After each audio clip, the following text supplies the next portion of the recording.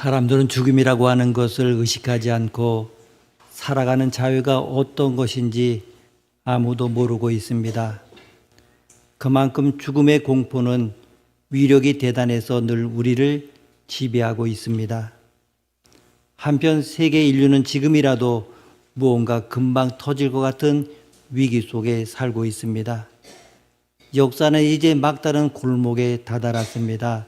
이것은 아무도 부인할 수 없는 심각한 현실입니다.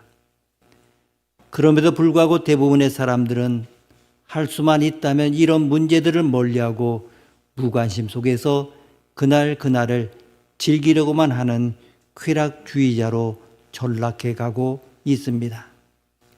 이것은 정신적으로 영적으로 병든 세대에서만 볼 수 있는 죽음 기피증입니다. 그러나 우리 생명과 역사의 주인이신 하나님은 카운트다운을 하는 긴박감을 가지고 우리 모두에게 경고하고 계십니다. 종말관에는 세 가지 요소가 담겨 있습니다. 개인의 종말에 관한 것과 이 우주 만물의 종말에 관한 것, 그리고 예수님의 재림에 관한 것입니다. 세상 사람들이 죽음에 대하여 무관심하기 때문에 죽어간다고 하는 말은 죽음에 대해서 관심을 갖지 않는 것처럼 자기 자신을 가장하기 때문에 결국 그것이 멸망을 부른다는 뜻입니다. 죽음에 대해 무관심한 대부분의 사람들은 이 세상에 종말이 왔다느니 예수님의 재림한다니 하는 이런 이야기를 굉장히 듣기 싫어합니다. 이것은 분명 일반적인 경향입니다. 아니, 이단들이나 이런 이야기를 한다 이렇게 생각을 합니다. 창세기 19장에 보게 되면 소돔과 고모라 지역에 하나님의 심판 앞에 놓였을 때 롯이라고 하는 사람이 자기 사이들을 찾아가서 하나님께서 지금 이 성을 심판하시니까 우리와 함께 이 성을 벗어나자 이렇게 말합니다마는 그들은 롯을 미친 사람으로 취급하고 비웃었습니다. 바로 이와 같은 반응들이 역시 오늘날 대부분의 사람들이 취하는 것입니다. 교회에서도 예수님께서 오실 날이 가까웠다고 하는 설교를 많이 한다든지 사람이 죽은 후에 심판받는 문제를 많이 다루면 그 목사 광신자야, 사입이 아니야. 사람이 죽은 후 심판받는 문제를 많이 다루면 정말 지적 수준이 낮아서 이 시대 사람들을 잘 모르고 저 소리만 하고 있네, 이렇게 생각을 합니다. 그리고 그런 종말론적 이야기를 많이 하는 사람들은 현실적으로 실패한 사람이라고 낙인을 찍습니다. 이 세상에 살맛이 없기 때문에 자꾸 저런 소리를 한다. 제대로 어깨를 겨누고 사는 사람이라면 어떻게 저런 소리를 자꾸 할 수 있을까? 이렇게 흔히들 이야기합니다.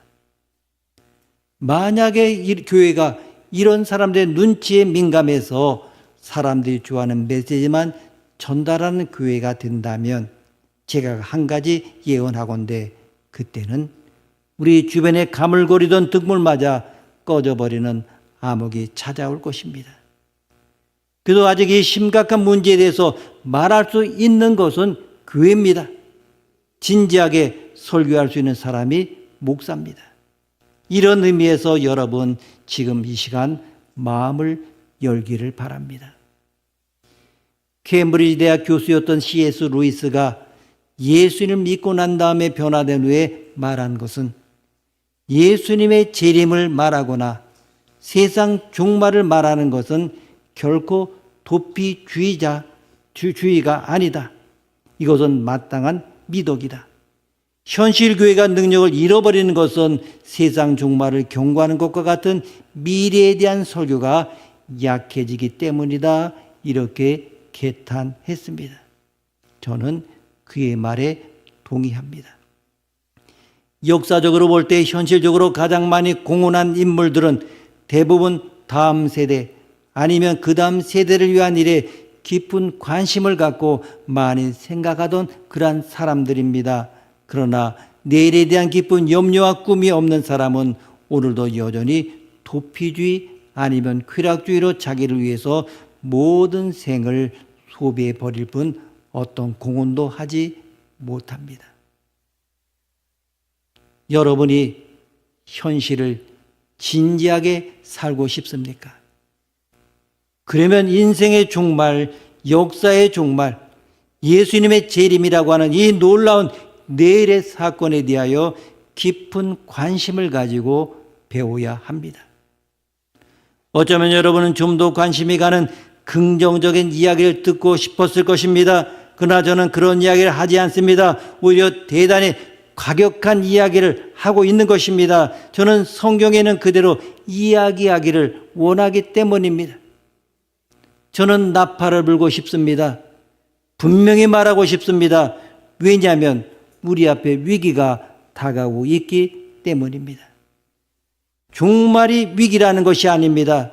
준비하고 있지 않은 우리들의 자세가 위기라고 하는 말입니다. 이 세상의 마지막이 비극이라고 하는 것이 아닙니다. 기독교에서는 종말을 절대로 비극이다 이렇게 말하지 않습니다. 그것은 비극이 아닙니다. 오히려 그것을 비극으로 만드는 것은 나 자신입니다. 준비하지 않는 나 자신, 무관심한 나 자신입니다. 개인의 죽음과 심판은 누구에게나 예고 없이 찾아온다고 합니다. 히브리서 9장 27절을 보게 되면 한 번 죽는 것은 사람에게 정하신 것이요 그 후에는 심판이 있다라고 말씀했습니다. 주님의 말씀입니다. 한번 음미해 보십시오. 인간에게는 두 번의 죽음이 있습니다. 첫 번째 죽음은 내 육신이 죽는 것입니다. 이것은 누구나 다 긍정합니다. 어느 때든지 죽긴 죽겠지 이렇게 다 긍정합니다. 이 육신이 죽는 문제가 오늘날 얼마나 심각한지 모릅니다.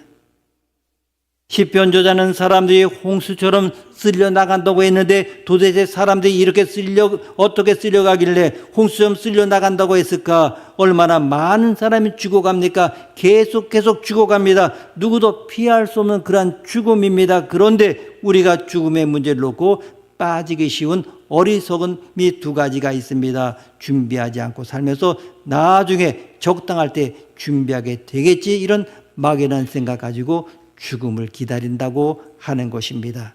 이것이야말로 어리석은 생각입니다. 우리가 때로 전도하다 보게 되면 요즘은 전도하는 게 상당히 힘듭니다만은 이제 그 사람들 대답이 있지 않은 반응들이 있지 않습니까? 특히 젊은 남자들 같은 경우 뭐라고 이야기합니까? 전 지금 굉장히 바쁜데 좀 있다가 예수를 믿을게요. 그러면 되죠? 아니면 이렇게 젊었을 때 좀 뛰고 나중에 은퇴하고 나서 생각해 보겠습니다. 이렇게 말하기도 합니다. 좀 더 약삭받은 사람은 뭐라고 이야기합니까? 죽기 5분 전이면 충분합니다. 이렇게 말합니다. 이런 사람들에게 뭐라고 말하겠습니까? 네, 알겠습니다. 그리고 더 이상 말을 하지 않습니다마는 참으로 불쌍하게 생각합니다. 이걸 여러분 아셔야 합니다. 정말로 그분이 어떤 직책에 있든지 어떤 명예와 권력을 누리든지 저는 그 사람을 참 불쌍하게 봅니다. 어리석은 사람입니다. 누가 죽음을 예측하겠습니까? 5분 전에 준비하고 간다고요? 여러분 죽음이라고 하는 것이 얼마나 덧없이 찾아오고 있습니까? 저는 분명 그것을 느낍니다. 우리가 지금 죽어서 하나님 앞에 간다면 무슨 말을 할 수 있습니까? 많은 사람들이 죽음을 전혀 준비하지 않습니다.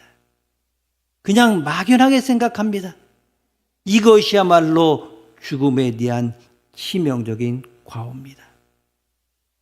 또 하나 사람들에게 어리석은 점이 있습니다. 한 번 죽는 것은 사람에게 정하신 것이요 그 후에는 심판이 있으리라.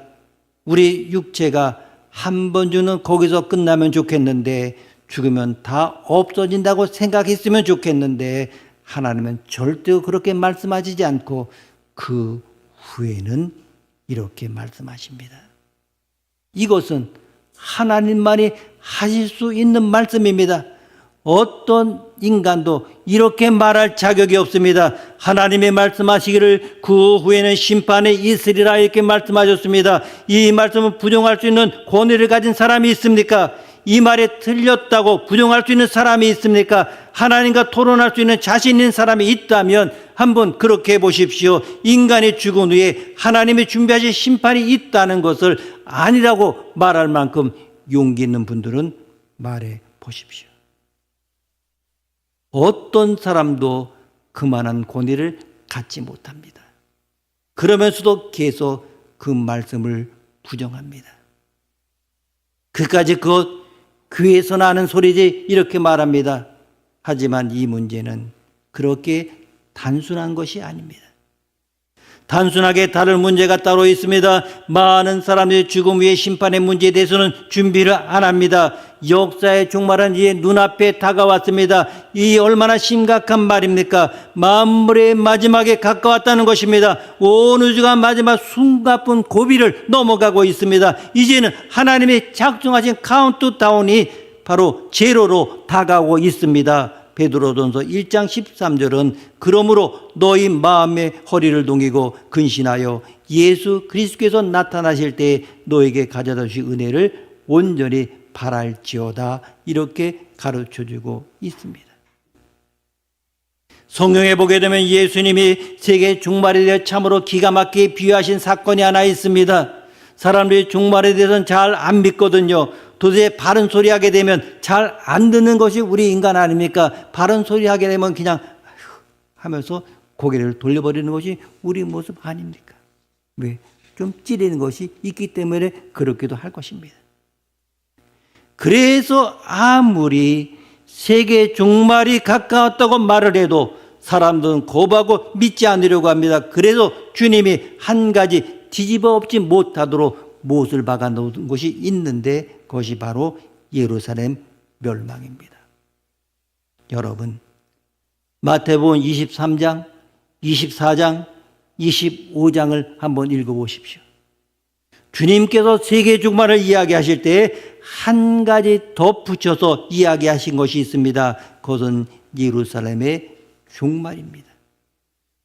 주님이 말씀하신 그 당시 기준으로 해서 약 37년 후에 일어날 예루살렘 종말을 주님이 예언하고 있습니다. 그때가 되면 어떤 일들이 예루살렘에서 일어날 것인지 주님께서 환하게 가르쳐 주셨습니다. 그리고 그 어려운 환난과 핍박을 어떻게 피해야 하는지 그 방법까지 가르쳐 주셨습니다. 그런데 그 말씀을 하시는 동시에 이 세계의 종말에 대해 예언하고 있습니다. 온 우주가 어떻게 망하게 되며 그때 예수 그리스도가 어떻게 임하셔서 이 세상 역사를 마무리하실 것인가를 말씀하시는 것입니다. 그래서 성경을 보게 되면 어느 것이 예루살렘 종말을 말씀하시는 것인지 잘 구별되지 않습니다. 그런데 주님께서 예언하신 대로 예루살렘은 주 70년에 비참하게 함락이 되었습니다. 예루살렘을 바라보시며 우시던 예수님의 그 말씀 그대로 임신한 여자를 데려다가 그 배를 칼로 가르는 끔찍한 일들이 일어났습니다. 어머니가 자식을 잡아먹으며 강한 자가 약한 자를 잡아먹는 비극적인 사태가 3년 동안 포위되어 있는 예루살렘 성에서 일어났습니다. 주님이 예언한 그대로 성취된 것입니다. 예수님은 지금 이렇게 말씀하시는 것입니다. 내가 세상의 종말에 대해 아무리 예언해도 너희들 믿지 않았다. 그러나 예루살렘을 보라. 내가 예언한 대로 예루살렘이 함락되지 않았느냐. 그것처럼 내가 예언한 세상 종말도 반드시 올 것이다. 그러하기 때문에 성경을 심각하게 읽는 사람들은 이런 종말의 문제를 희죽희죽 웃어 넘길 수가 없습니다. 이 세상의 종말이 가까웠다는 증거는 성경 안에 수없이 많은데 가장 먼저 들 수 있는 것은 아마도 도덕적 타락일 것입니다. 이것은 만국의 징조입니다. 말세의 고통 당하는 때가 이르면 사람들이 세 가지 우상을 갖는다고 했습니다. 첫째는 자기를 사랑하고, 둘째는 돈을 사랑하고, 셋째는 쾌락을 하나님보다 더 사랑하는 것입니다. 솔직히 이 세 가지를 빼놓으면 우리가 하는 것이 무엇이 있습니까? 세상의 마지막 고비에 들어가면 갈수록 많은 사람들이 이 세 가지 구성을 가지고 몸부림치다가 결국은 자기 자신이 자신을 찌르는 고통을 당합니다. 자기 사랑하는 사람은 남을 찔러 고통을 줍니다.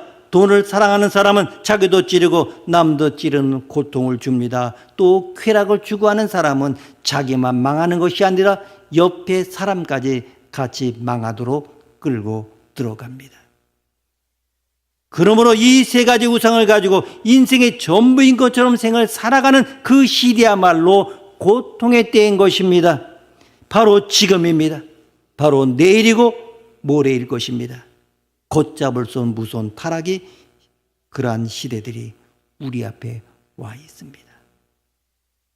이 세상에 종말이 가까웠음을 알리는 또 하나의 증거가 무엇입니까? 거짓 선지자들의 출현입니다. 빌리그레암 목사님이 이것을 이렇게 말했습니다. 오늘날 많은 사람들이 홍수처럼 교회로 몰려간다. 그리고 홍수처럼 교회에서 몰려 나온다. 이 때문에 대형 교회가 생기고 물량주의가 만연해지면서 큰 교회를 선호하는 경향이 커진다. 그러나 그 가운데서 중생받은 사람이 몇이나 되겠는가? 대부분의 사람들은 사람들이 많이 불어나니까 관심을 가지고 그 교회로 몰려가지만 자신들이 세워놓은 기준 안에서 자신들의 비율을 맞춰주는 좋은 이야기를 해주는 목사를 좋아하고 자신들의 아픈 곳을 찌르는 교회를 찾아가지 않으며 자기들의 약한 곳을 집어내는 목사는 목사처럼 보지 않으며 바른 말 하는 사람은 미련한 자로 취급한다. 그래서 많은 위선자들이 교회로 몰려갔다. 대형 교회가 다 그런 것은 아닙니다. 그러나 우리의 모습 보게 되면 내 교회에 달콤한 이야기를 해주는 그 교회, 그 목사가 얼마나 친근하게 다가옵니까? 조금이라도 나의 모습에 죄를 지적하는 말들이 들려지면 우리는 고개를 돌리고 그리고 그 자리를 떠나는 것이 우리의 모습이 아닙니까? 한번 조용히 가슴에 손을 얹고 생각해 보십시오. 여기에 등장하는 것이 거짓 선지자들입니다. 이단 박대선이 교회 밖에서 나온 줄 아십니까? 여러분, 교회 안에 장로였습니다. 문선명도 교회 안에서 나온 사람입니다. 그런 사람들이 왜 나옵니까? 영적으로 중생받지 못하고 인간적으로 신앙생활하는 사람들이 교회에 있기 때문입니다. 마귀가 그런 사람을 잡아 죽입니다. 마귀의 역사입니다. 거짓 선지자들은 제대로 신앙생활하지 않은 사람들의 교회에 영합하는 어떤 메시지를 가지고 다가갑니다. 전통적으로 하나님의 말씀을 가지고 설교하는 목사님과는 다르게 접근합니다. 때로 우리가 음식을 먹을 때 보게 되면 별미를 좀 좋아하지 않습니까? 특별히 뭔가 맛있는 음식 먹고 별미, 그 별미를 찾아서 다니는 우리의 모습. 요즘 온통 방송에 나오는 거 보게 되면 먹방에서 그냥 그 음식 좀 찾아다니는 그 프로가 계속 나오고 있습니다. 그렇습니다. 그래서 많은 사람들이 이단의 게임에 넘어가서 야, 그거 참 신비스럽다 이러면서 빨려 들어갑니다. 주님은 이미 그런 사실을 예언하고 있습니다.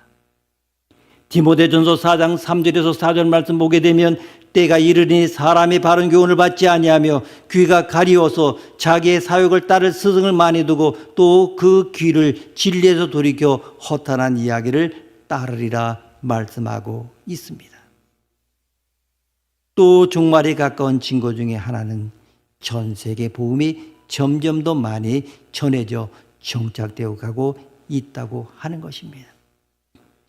이제 90%에 다다른 세계 인구가 자기 나라 말로 된 성경을 갖고 있습니다. 또 온 세계 그리스도의 이름이 전파되지 않은 것이 드물 만큼 세계 선교가 거의 막바지에 이르고 있습니다. 주님이 말씀하시기를 마태복음 24장 14절 말씀, 마태복음 24장 14절 말씀 함께 읽습니다.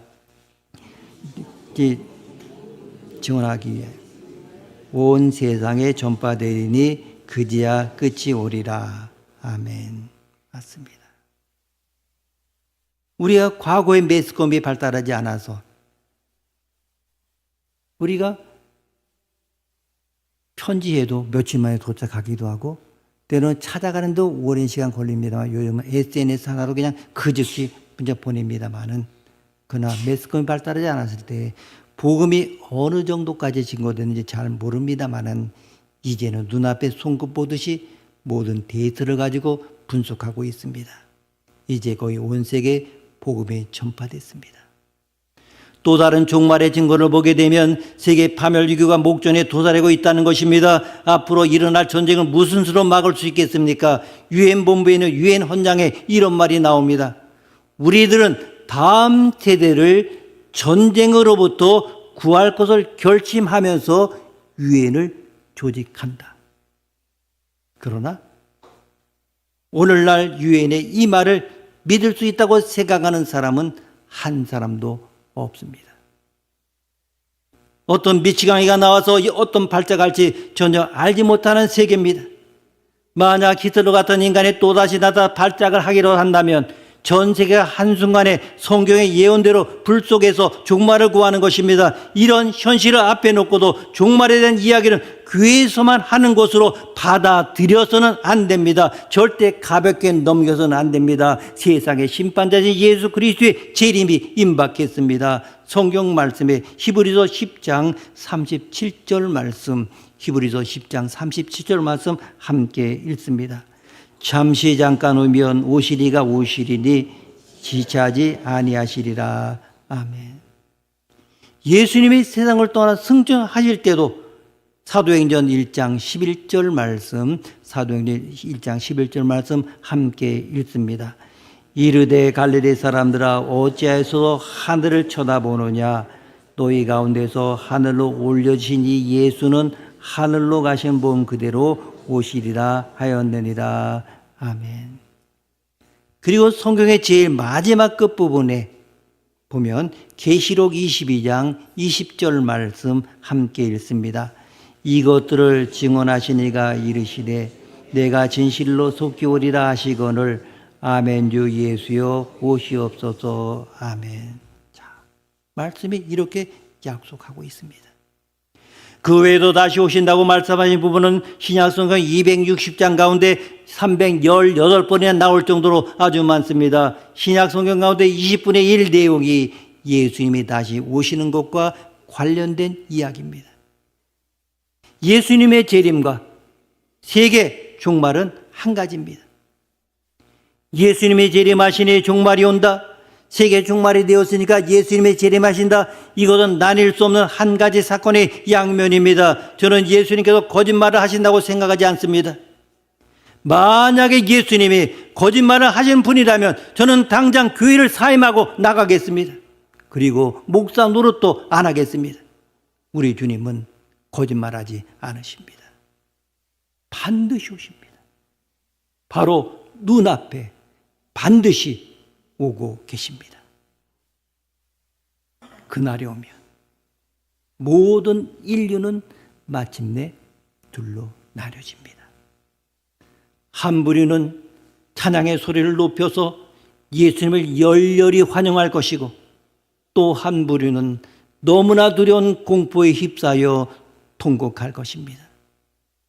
남자와 여자가 갈리는 것이 아닙니다.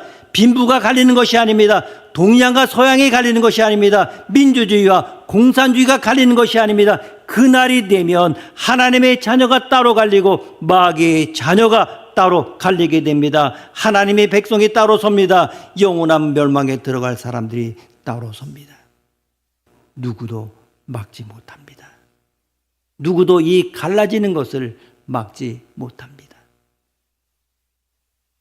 내게 종말이 임했을 때 누구를 믿겠습니까? 또한 이 세상의 마지막 종말이 온다면 누구를 믿겠습니까? 예수님은 이 세상을 심판하실 최후의 왕이십니다. 장차 올 영원한 나라의 왕에게 입을 맞추십시오.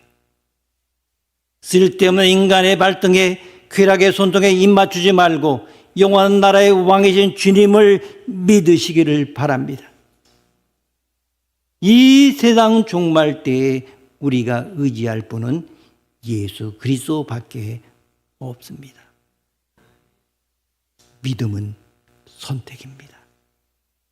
세상이냐 하늘나라냐를 선택하는 것입니다. 나 자신이냐 예수냐를 선택하는 것입니다.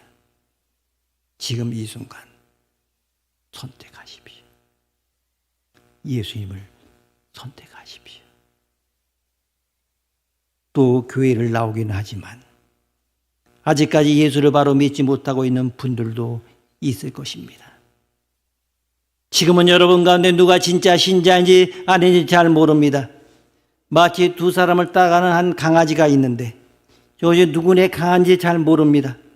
하지만 길이 가릴 때 한 사람이 이리 가고 한 사람이 저리 가게 되면 그 강아지는 누구를 따라갑니까?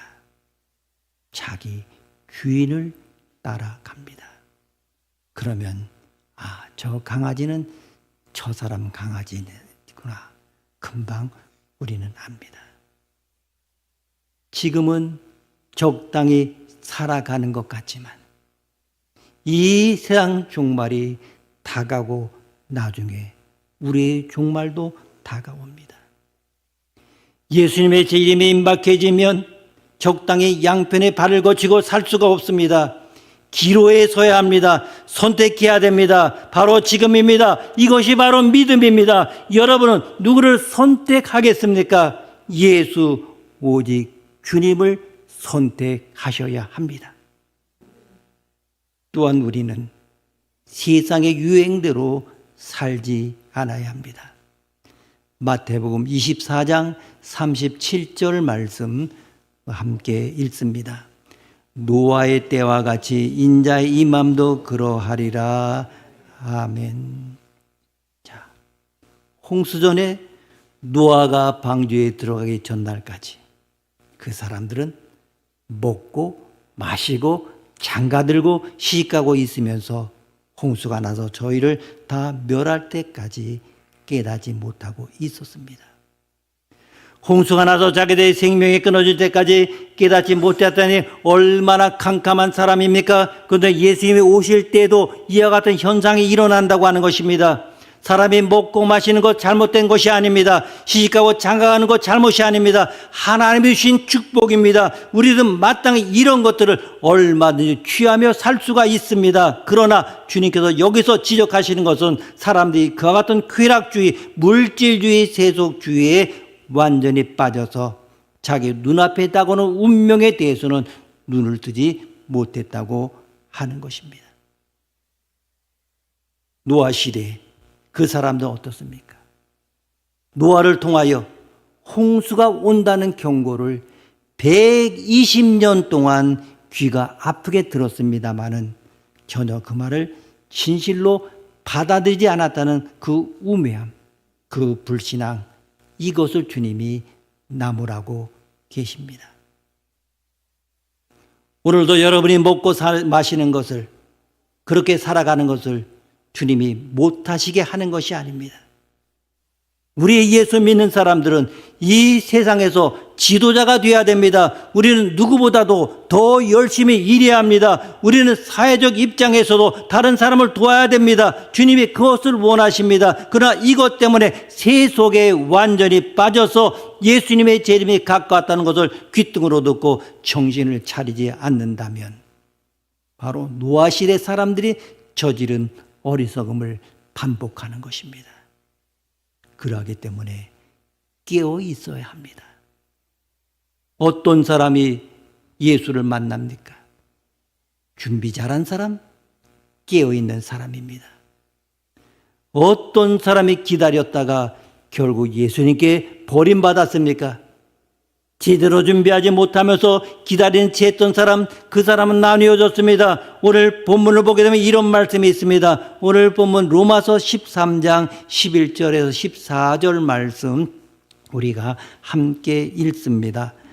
또한 너희가 이 시기를 알거니와 자다가 깰 때가 벌써 되었으니 이는 이제 우리의 구원이 처음 믿을 때보다 가까웠음이라. 밤이 깊고 낮이 가까웠으니 그러므로 우리가 어둠의 일을 벗고 빛의 갑옷을 입자. 낮에와 같이 단정 행하고 방탕하거나 술 취하지 말며 음란하거나 호색하지 말며 다투거나 시기하지 말고 오직 주 예수 그리스도로 옷 입고 정욕을 위하여 육신의 일을 도모하지 말라. 아멘. 술 취하고 방탕하며 음란하고 호색하며 다투는 모든 일이 잠든 가운데 있는 어둠의 일입니다. 이 모든 것도 다 그만두자는 말입니다. 유명한 성자 성 어거스틴은 복음을 듣고 크게 깨달아 변화받은 후에 불법적으로 남모르게 약혼했던 여자와의 관계를 다 청산했습니다. 더러운 20, 30대의 그 생활을 청산했습니다. 그리고 그는 주님이 오시는 그날을 예비하는데 자신의 생애를 바쳤습니다. 우리의 주위를 한번 보십시오. 도덕도 없고 가치 기준도 없고 제 마음대로 인생을 즐기면서 남을 괴롭히는 많은 사람들이 있습니다. 대한민국만이 아닙니다. 그 사람들을 바라보는 우리의 눈은 어떻습니까? 예수님이 오셔서 악인을 심판하시는 심판의 날이 있다고 믿기 때문에 그래도 우리는 그들이 주는 아픔을 참습니다. 만약에 주님의 재림이 없다면 누가 이 세상의 왕자입니까? 누가 이 세상의 영웅입니까? 마음대로 세상의 쾌락을 향유하다가 죽는 인간이 최고의 인간입니다. 예수님을 믿지 않는다고 하면 왜 거룩하게 살려고 합니까? 왜 도덕적으로 살려고 합니까? 왜 자기 자신이 하고 싶은 것 다 하지 못하고 삽니까? 무엇 때문에 그렇습니까? 예수님의 재림이 없다면 그것은 어리석은 짓입니다. 그냥 마음대로 해야 되는 것 아닙니까? 그런데 뭔가 마음에 걸리니까 마음대로 하지 못하고 뭔가 눈치를 보는 것이 우리의 모습 아닙니까? 여러분, 예수님을 믿으십시오. 이것만이 우리의 해답입니다. 주님이 오시는 그날도 우리는 두려워하지 않을 것입니다. 내 앞에 죽음이 와도 우리는 두려워하지 않을 것입니다. 온 천지가 공포에 휩싸여도 우리는 그 속에서 주님에게 닻을 내리고 주님이 마지막으로 주시는 축복을 기다릴 것입니다. 이것이 예수 믿는 믿음의 사람의 삶입니다. 여러분, 마지막 기회입니다. 아직까지 예수가 나의 구세주심을 고백하지 못했다면 예수 믿으시고 여러분의 가정에 행복을 끌어들이십시오. 남편과 아내가 갈라지는 비극을 겪지 마십시오. 부모와 자식이 갈라지는 비극을 겪지 마십시오. 사랑하는 친구들이 서로 갈라지는 비극을 겪지 마십시오. 예수만이 길이요 진리요 생명입니다. 그분을 바라보십시오. 여러분의 삶이 달라질 것입니다. 하나님의 축복이 항상 여러분과 함께 하기를 빕니다. 기도하시겠습니다. 하나님 아버지, 기회의 문이 있습니다. 마치 옷을 벗듯이 어둠의 일, 어둠에 관계된 것을 다 벗어버리고 그리스도로 옷 입게 하옵소서. 구원이 그 어느 때보다도 가까웠습니다. 구원을 바라보며 새로운 역사 의식을 가지고 오늘을 살며 다시 출발하게 하옵소서. 존귀하신 예수님의 이름으로 기도드립니다. 아멘.